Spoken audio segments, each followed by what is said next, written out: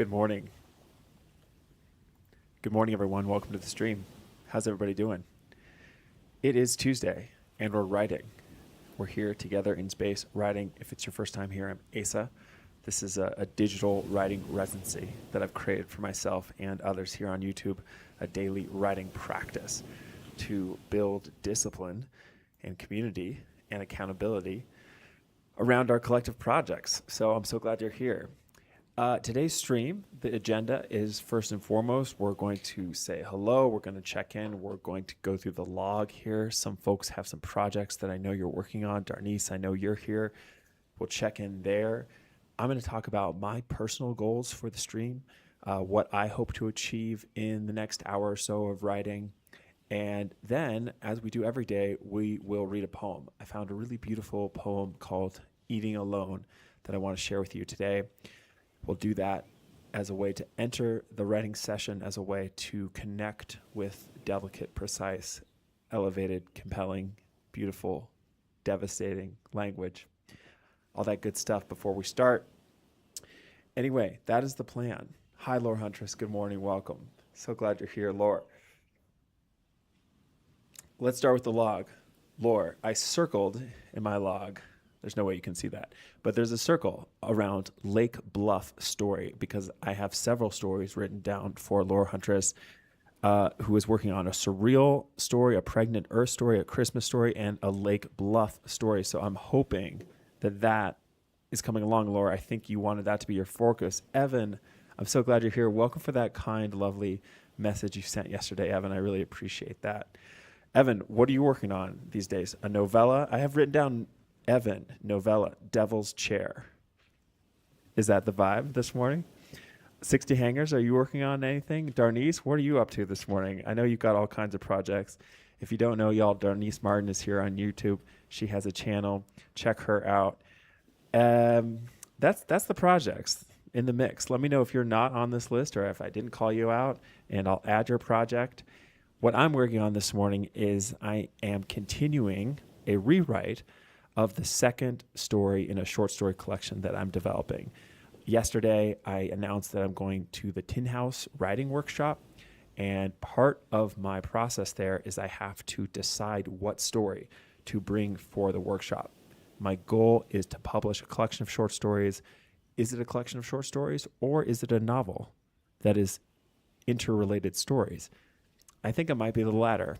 Point is, I have about 3 weeks to decide what to bring to that workshop, 3 weeks to put together the manuscript that I want to share and present, and I think it's going to be the second story of this collection that I'm working on, which in the last 7 days has really come alive because I liked the first draft, the first version really, that I had of this story, but after I let it sit for a few weeks and I picked it back up, I was like, okay, well, wait, maybe this actually wants to be told through 2 points of view instead of just one. And so the story is currently living in this really generative, rich, new space. And so, but the question is, can I get it in shape enough to bring it to the workshop? This is all the work ahead, folks. So that's what I'm going to be doing. Today is working on that. Darnice is going to be working on her Substack today. Great. Good luck with that. Evan says, morning. That's the vibe.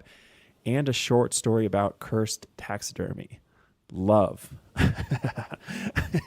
I'm so I will so read that story like that. The elevator pitch is it sells itself. That's amazing. Cursed taxidermy.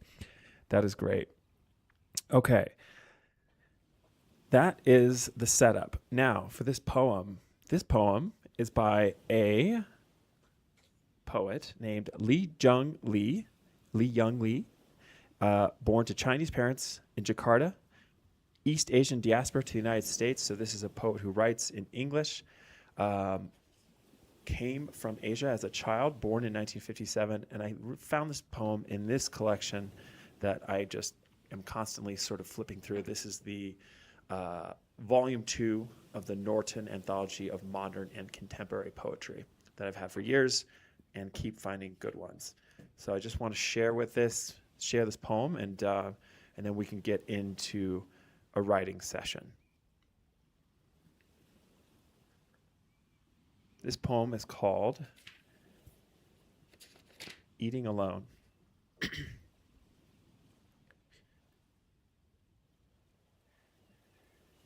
I've pulled the last of the year's young onions. I'm going to start over. I've pulled the last of the year's young onions. The garden is bare now. The ground is cold, brown and old. What is left of the day flames in the maples at the corner of my eye. I turn. A cardinal vanishes. By the cellar door, I wash the onions, then drink from the icy metal spigot. Once, years back, I walked beside my father among the windfall pears. I can't recall our words. We may have strolled in silence. But I still see him bend that way, left hand braced on knee, creaky, to lift and hold to my eye a rotten pear. In it, a hornet spun crazily, glazed in snow, glistening juice. It was my father I saw this morning waving to me from the trees. I almost called to him until I came close enough to see the shovel, leaning where I had left it, in the flickering deep green shade. White rice steaming, almost done. Sweet green peas fried in onions. Shrimp braised in sesame oil and garlic. And my loneliness. What more could I, a young man, want? But I thought that was really beautiful poem. I loved the specificity of the image of the dad, and it's almost like the camera zooms in right on this dad, and then it zooms even farther in on this like little spinning hornet in the apple. That was really powerful for me. And I like the specificity of a young man at the end. And like, what is that about? Being lonely and young and alone. Anyway, that's my poem of the day. Just wanted to put that out there, put some words in the mix for us. I'm going to set the work clock timer here for 50 minutes. Just going to work for 50 minutes this morning. That is all I can log today, unfortunately. And we'll see how it goes. Good luck with all of your projects. And I'll check in afterwards, read the poem again, see how we all did. Good luck.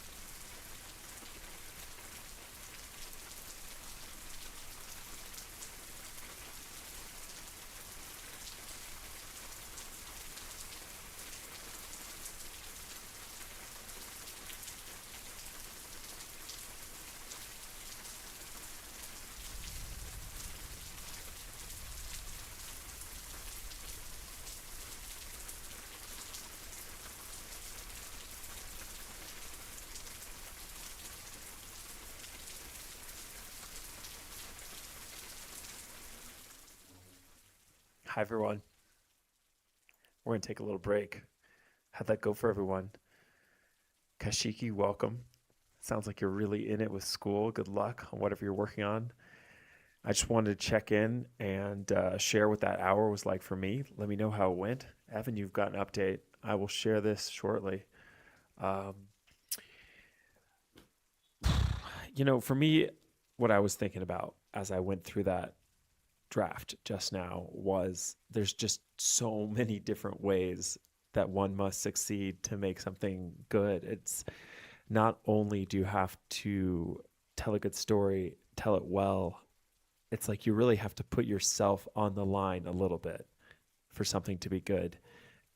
And I don't want to go too down far, like what it means to be an artist and all this and that. It's easy to like romanticize that. But at the same time, it's like not enough to just tell a good story. And as I interrogate this piece, this book, this collection of stories, which is so personal, so many of these stories are kind of drawn from my childhood. A challenge, part of the writing of this book will be to engage in stuff that's true in a way that's not sentimental, that's not self-pathologizing, that's not ostentatious. What is the best way to transform a lived experience, an emotion into art in a way that's like honest and real. This is the task at hand. It's like what we're trying to do is so hard because forget writing a good story. It's like, God, it's got to be true. It's got to be true. I was thinking about that and I found this little inspiring quote about Faulkner because I just feel in my new discovery of Faulkner, kind of grabbing his book here. I'm encountering Faulkner for the first time really, and I just feel him so much when I'm reading. I just feel some person is just bleeding on the page, trying to tell their stories. And I wanted to share this nice little kind of quote about him from another Southern writer named Adora Welty. And this is what she had to say about Faulkner. No man ever put more of his heart and soul into the written word than did William Faulkner. If you want to know all you can about that heart and soul, the fiction where he put it is still right there. It's just kind of a cool, inspiring thought.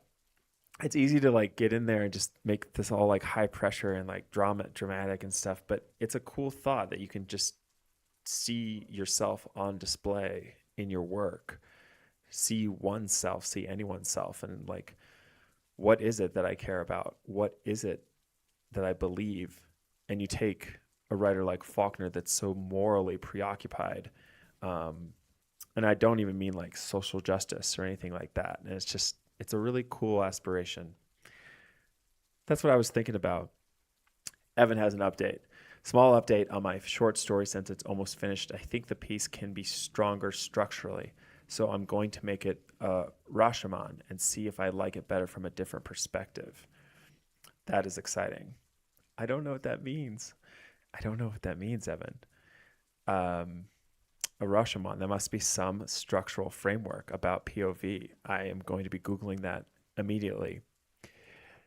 To round out the session here, I want to read the poem again because I'm finding that it's always, I always grab one more little detail having read it an additional time. So this poem is called Eating Alone by the poet Lee Young Lee. And if you give me just a second, I'm going to have to find this poem again where I found it today because I don't have it in front of me.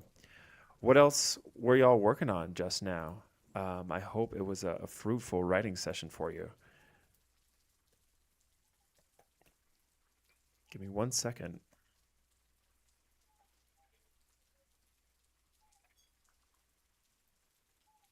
Here we go. Okay. This is Eating Alone by Lee Young Lee. I've pulled the last of the year's young onions. The garden is bare now. The ground is cold, brown, and old. What is left of the day flames in the maples at the corner of my eye. I turn.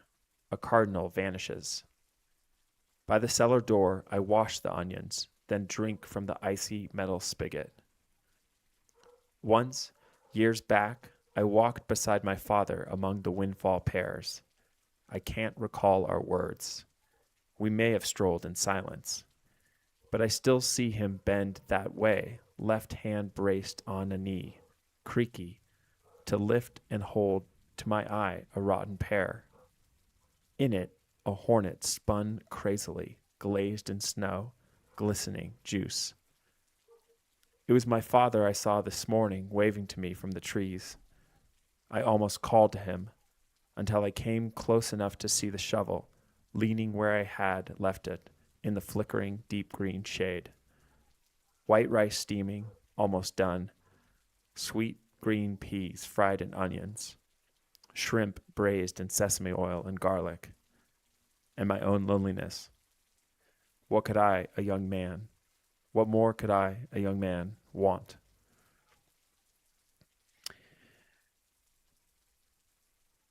I like this poem more and more.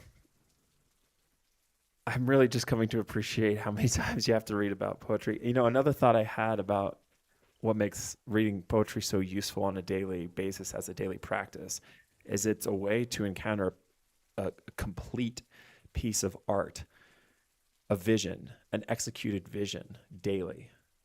And I think that's what we have in a good poem. It's like a painting. It's like that's the thing right there, the entirety of a vision. And who knows how many years or weeks or months it took to write this poem, but we have the thing complete. And so just to see something fully executed, I think is helping my practice. Tesla, Adora Welty, known of her from the 80s, taught my students about her, and writing Tesla, I believe, was an English teacher in the day.